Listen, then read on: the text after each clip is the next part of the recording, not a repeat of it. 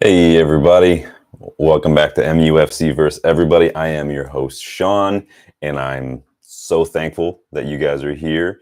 Let me turn this light down just a little bit. There we go. I know that Scotland and Hungary are kicking off right now, and Germany, Switzerland kicking off right now. So if you are here, I do appreciate you being here and making the time. I know that the Scotland game is a bit of an interesting one, just because Hungary could leapfrog them to that qualification stage, but I don't think that Hungary looked very convincing. Don't think they look hungry enough. Badooch. It's been a long day. Bear with me.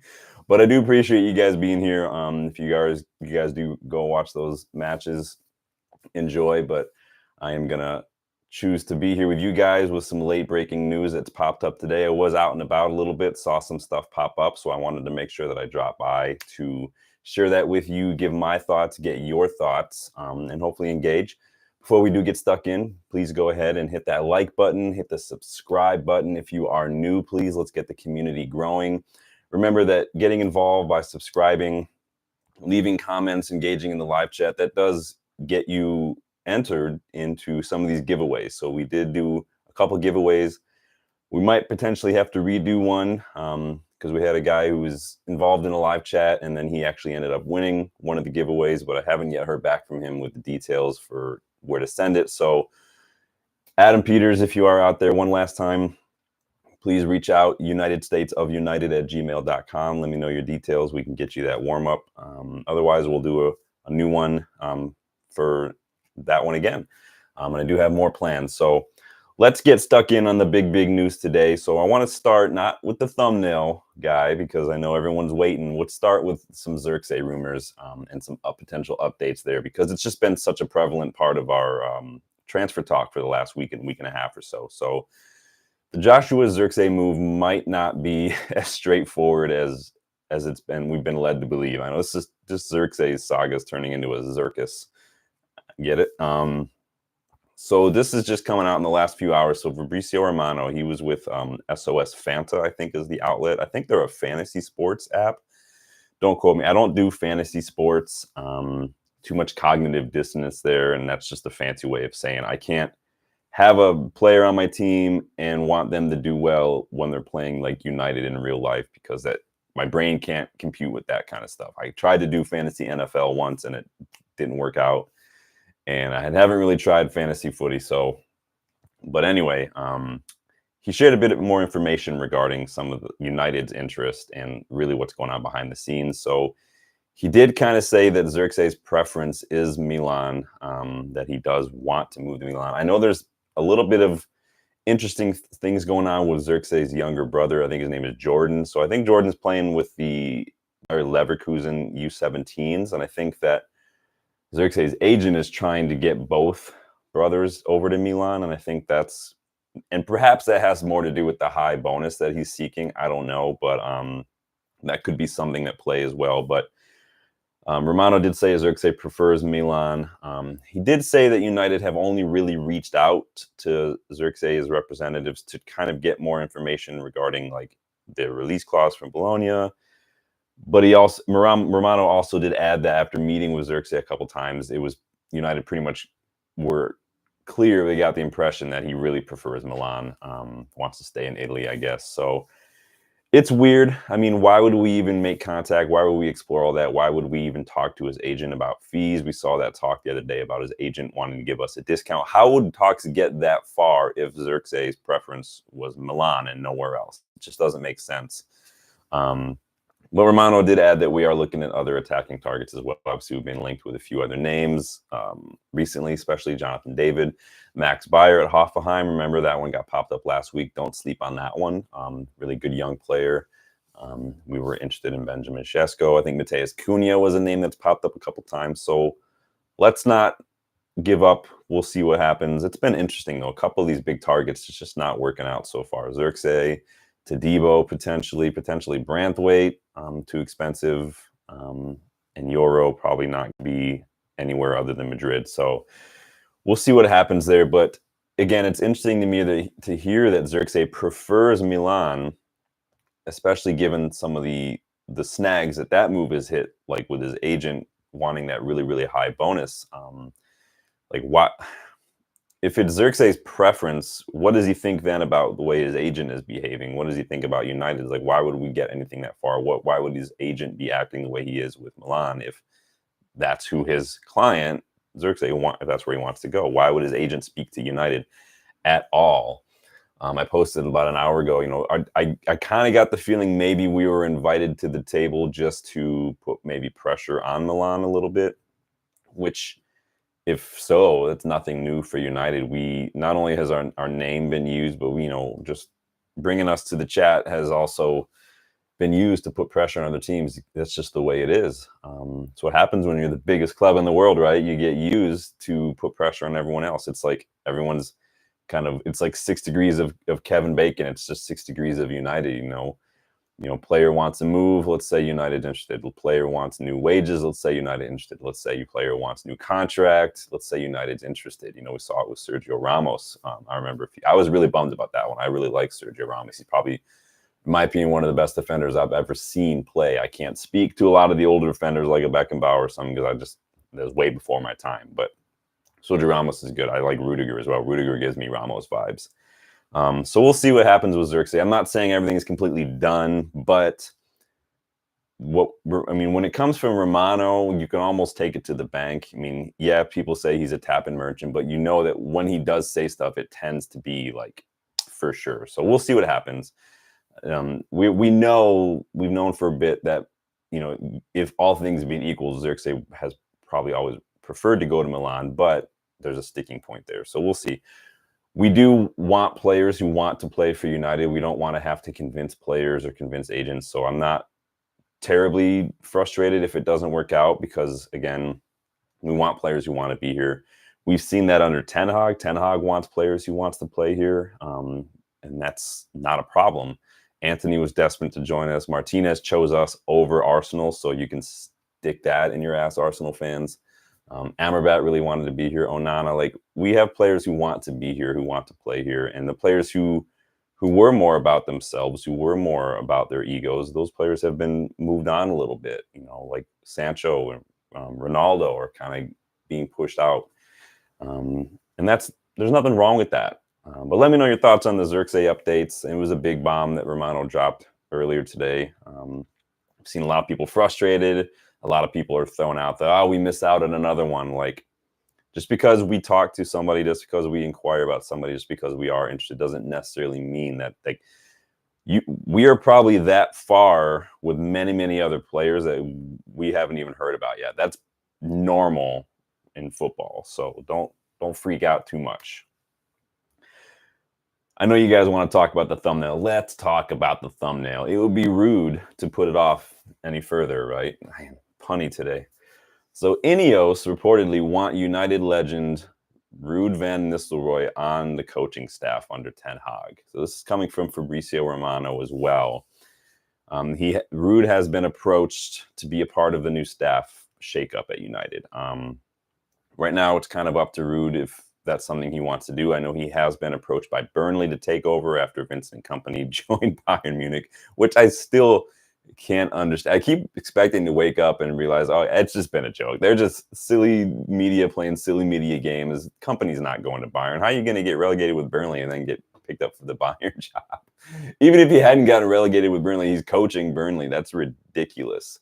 Graham Potter would have been a more qualified candidate for the Bayern Munich job than Vincent Kompany. And that's not even me saying Potter is qualified for the Bayern job. That's insane. So in any case, Ronald kind of saying that the decision is up to Van Nistelrooy. It probably be decided next week. A lot of changes could take place within our staff. Again, Romano adds. As far as Van Nistelrooy's management goes, he was with PSV's youth team for a while. He's with Netherlands for a while, and he was PSV's head coach for only a season, though. He left just before the end of the 22-23 season, and he did kind of put it out there that he wasn't getting support from PSV, their hierarchy and everything, in terms of just supporting him. He also did manage Jared Branthwaite, who was on loan at PSV 2 years ago. And we saw that's where Branthwaite kind of was able to play both sides of a defense. Branthwaite looked really good in that league.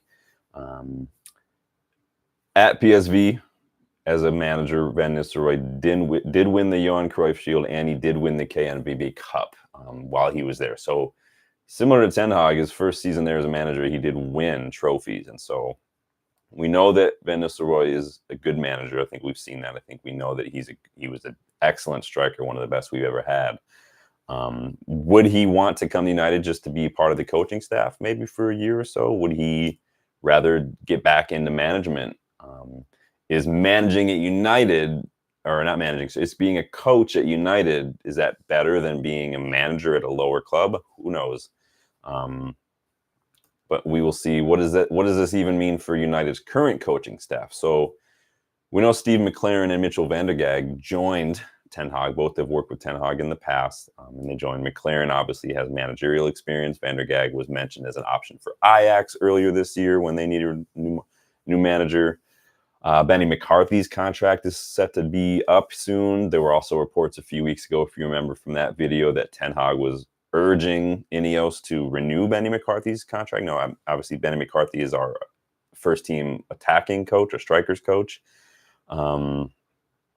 Interesting, where would Van Nistelrooy fit? Would he replace anybody? Would he kind of join as an addition? It seems like that McCarthy role, attacking coach, would be the best fit for Van Nistelrooy, but do both of them work together? It's interesting. Either way, it does seem like, again, Romano kind of said, it does seem like changes in the coaching staff are going to happen. It's been 2 years of this staff.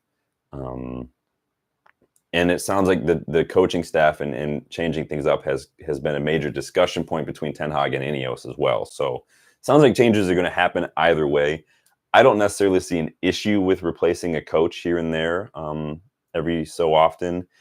People forget, like under Sir Alex, not only did Sir Alex build and rebuild and build and rebuild like the playing squad several times, but he also rotated and replaced assistant coaches and coaching staff members as well throughout the many years he was here. I think Fergie had 6 or 7 assistant coaches during his time, in fact. A bit of trivia, can you name all of Fergie's former assistant coaches who played? I mean, let me know in the comments if you can name them all. And it's fun, right? I mean, people forget that. We've had a lot of coaches throughout the years, so great job if you do get them all either in advance. We want another piece of trivia since we're in a trivia mood. Leave a comment in the video if you maybe want to get involved in a giveaway. Leave a comment in this video after it's done being live and everything. Can you guess how many United shirts I own? Obviously, this is one, so there's one cheating right off the bat. But you've seen throughout the videos, I own quite a few. Not too proud of the money I've spent on them. I'm proud to say that I have never given the club my money under the Glazer ownership in terms of buying any merchandise or tickets or anything. That doesn't happen. But I do own a lot of jerseys. So if you can guess how many jerseys, not hoodies, not pullovers, not t-shirts, but not quarter zips either, but jerseys, let me know in the comments, and maybe whoever gets the closest will get a little something. Maybe they'll get a jersey of their own. But I have quite a few. I'll count them up again tonight to see. But I just realized, man, I have a lot. It's not okay. Let's move on a little bit. So Alan Nixon, also known as Reluctant Nico on X, he claims Manchester United might have to wait another 9 months for Dan Ashworth to start work as our sporting director. So that would push us to March of 2025, which is ridiculous. Because Newcastle are apparently digging in their heels and apparently are willing to continue paying Ashworth while he's on gardening leave rather than come down on price a little bit.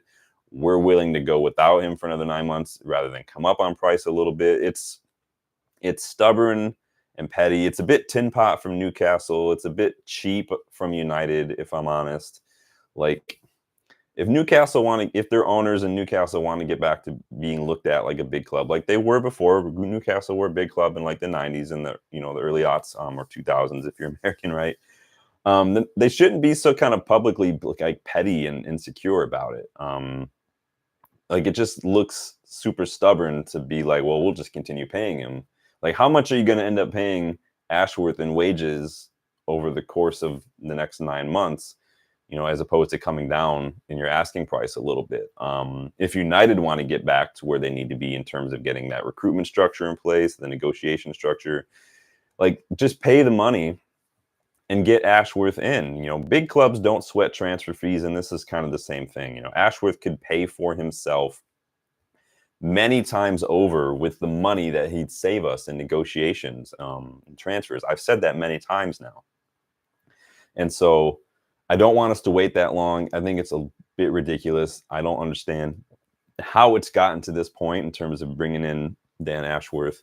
Barada, I can see, but he's not too far away from jumping on board here. But the Ashworth thing is ridiculous. Like, Paul Mitchell is just chilling out there. We could have had him as well if it was going to be this difficult. If we're prepared to walk away from someone like Jared Branthwaite, I mean, we should probably consider doing the same thing in the Ashworth situation, right? Obviously very different in terms of the money involved, but at the same time, it's the principle, right? Let me know your thoughts. Would you guys walk away from Dan Ashworth and look somewhere else? Would you want to wait 9 months? I mean, I don't want to wait. I think Ashworth could be a really good addition, but at what cost? I mean, it's ridiculous. Anyway, let's move on. So the next piece of news is coming from Caught Offside, which, like Fabrizio Romano has written for and stuff. Caught Offside has shared a report that Adrien Rabiot is a priority for Ten Hag. So obviously reported yesterday that Rabiot wanted a Man United move. He was putting off negotiations for contract renewal at Juventus because he wants United. He's waiting for United. But now we're reporting that, the feeling is mutual. Everybody caught feelings here. Ten Hag wants Rabiot, sees him as a priority target. We did get a bit of news from the Mirror, though, that Liverpool have reached out to Rabiot as well. So we'll see what happens there. But I mean, like Liverpool don't have enough midfielders, I guess, after buying about 17 last summer. I mean, like they need another midfielder. We did see with those reports, like I said, and I've already kind of given my thoughts on Rabiot. I don't want to rehash them. I really like Rabiot. We covered him a little bit more in depth in that video I did on our wild card targets. Cheap players, free options, lesser known players. Go back and watch that video and let me know your thoughts when this is done. But I do think Rabiot would almost be like a perfect signing, not only for the player, the caliber of player, but like, again, he's a free agent. Obviously, I've said many times, there's no such thing as a free player. You're gonna have to pay bonuses, obviously, and wages. I get that. It's gonna happen, but he's not on crazy wages. And if he demands crazy high wages, or if his agent, who I think is his mom, Veronique, if she demands, then you just walk away and let someone else pay for it. It's not that hard. But again, I'm a firm believer that the answer is always no if you never ask the question. So it's worth it to at least explore that and bring him in, because that could mean, again, I've said it before, we could bring in Rabiot on a free and still get another midfielder like a Yusuf Fofana or even a João Neves if we can work that deal out. Rabiot is good on the ball. He's got excellent progressive carry and take-on numbers. He gets involved in the attack a lot. He gets a really high amount of progressive passes received, touches in the attacking area, which means he makes himself an advanced option for teammates, which could be good in a pivot. It's just a matter of disciplining and discernment on when to stay back and when to advance. I would like to see Rabiot's defensive numbers get back to where I know he wins a lot of aerial duels, but I would like to see some of those tackles and interceptions. I was watching that France game a couple days ago, and he was putting in a shift on and off the ball. He tracked like 30 yards back to come win the ball back for France at one point in that game. Like he is a leader. I think he's a good leader. He's a good age profile. We can't just buy a bunch of young players. We saw what happened when Arsenal did that.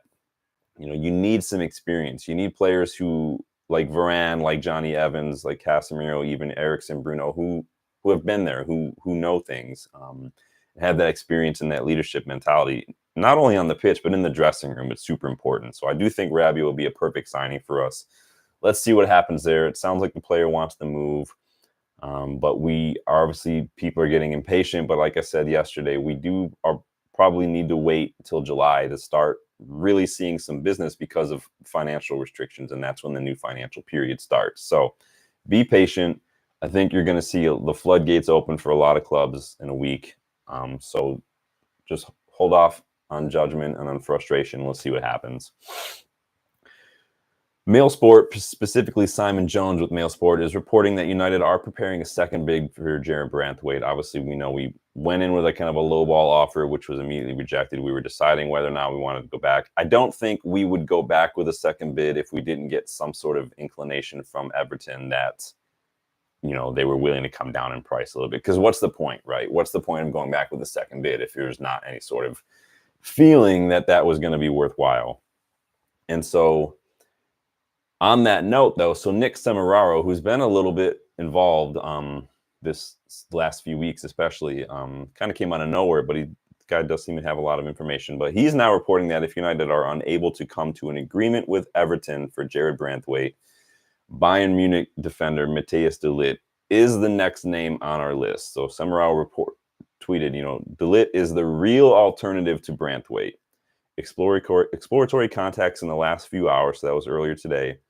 Bayern asked for £42 million, which is cheap, and I think you could probably still get that down to probably like the low 30s as well. I think you could probably get that done for like 34, 35. And de Ligt is a good defender. It hasn't worked out, obviously, since he left Ajax. You remember when Ten Hag and Ajax went on that tremendous run, Champions League semifinal, winning back-to-back Eredivisie titles. De Ligt was the captain. He was a teenager at the time, and he was captain. And we saw such leadership from him on the pitch, such good ability. When they won the league and they wrapped up, de Ligt gave that speech. That was captain material. That was like Captain America every time he comes on camera giving one of those speeches in the Avengers movies. That was what it was like. Since then, though, obviously de Ligt went to Juve, didn't really quite work out. Then he moved to Bayern Munich, and it's just because of the injuries. The injuries are just killing him. He's had a lot of ligament issues in his knees. He had three separate ligament issues in his knee, which he had a shoulder injury at Juventus that made him miss like 100 days. He's a great defender. He's a good leader, but he just can't stay fit. And that's just arguably the biggest factor. You can have the ability, you can be the good age, be a good price, but it's that availability factor, that fitness factor. It's why, that's why Raphael Varane has been so divisive between the United fan base. People love him. He's a Rolls Royce. I agree. Other people, he's never fit. I agree. Availability is the best ability, right? And Varane just hasn't been available. It's kind of like Luke Shaw, which is why I think left back should be a priority. I'm not going to be too harsh on Malacia, but Luke Shaw has missed like half the games that he's been available for at United just from injuries. And it's just the same little things, and you stay fit. And so we have to consider that as part of it. And United need to do better at scouting the injury history and the fitness history of these players, because we got Eric Bailly, who had some injury issues when he was at Valencia, and he carried them, or maybe he was at Villarreal, and he carried those with him to United. Varane, similar issues. We can't carry these players anymore. We can't pay those wages like that, and so I don't have a problem with de Ligt. If I had to choose right now, I would say no, just for fitness reasons alone. I wouldn't do it. So, and he's had those ligament injuries, a couple of them this past season as well. So, there are other options. Let's move on. Potential outgoing news to wrap this up. I do have some Aaron Wan-Bissaka news. So, his potential move to Galatasaray has turned into a little bit of a saga in recent weeks. We first saw Galatasaray offered a very low fee. It was like single digits. What was it, like 5-6 million? And then we saw that they'd offered him a 4-year contract, and United were holding out for a fee closer to 20 million, like I was hoping. Now, updates: Turkish outlet Fanatic with a K, is reporting that Galatasaray have agreed on a salary with Wan-Bissaka now. So the salary is around 3.5 million euros a year, which is roughly 67,000 a week euros, as far as that salary is concerned. And so it sounds like that move is pretty much wrapped up. I think the last step is United and Galatasaray agreeing to a fee. I think it's probably going to be something like 15 million plus like 2 or 3 million in add-ons if Galatasaray qualify for something or win something. I don't know, or make it to something, or maybe after appearances. I don't know, but it sounds like Wan-Bissaka's on his way out. Very strange to me that we had two quality right backs, but no fit left backs all season. But right back is the one we're looking to work on. I just think that with very limited funds and a handful of other priority positions on the pitch, right back probably wouldn't have been the one that would have started with, because we have to replace Wan-Bissaka now. We don't have anyone in the youth setup that's ready to come in and kind of be an understudy. So now we have to go buy somebody, which is a bummer. Yes, there's a way we can maybe combine some of that. I know I gave my thoughts on Jules Koundé yesterday. He does play right back, as well as his preferred position, center back. I know we've been linked with Jeremy Frimpong, but I do think that's got Barcelona written all over it, even though he does have a small or a low release clause.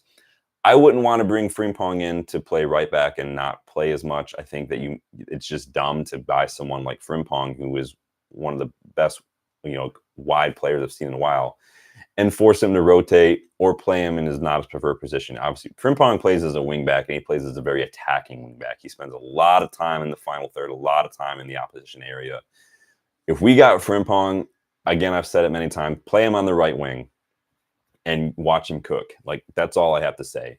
He's less than half of what you'd have to pay for Elise. He's ready-made. He's still young. He instantly improves the quality. He's instantly, in my opinion, behind Mo Salah and like Cole Palmer. Like he would instantly be one of the best wide players in the league the moment you sign him. So go get Frimpong if you're going to get a wide player, but we have to get a right back. We could kill two birds with one stone, like I said, by getting Jules Koundé and having him maybe be an understudy for Dalot now and then, but I just don't think that that's ideal. I do like Koundé as a center back target. I do think that Barcelona need money, and we've been linked with him recently too.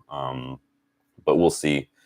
What are your guys' thoughts on right backs? Do you have any that you recommend? I haven't done a video on right backs because when I was doing those priority position videos, it was, as the series said, priority positions, and right back wasn't a priority for me. But do you want me to do some right back options like I did with strikers, midfielders, center backs, and left backs? I could.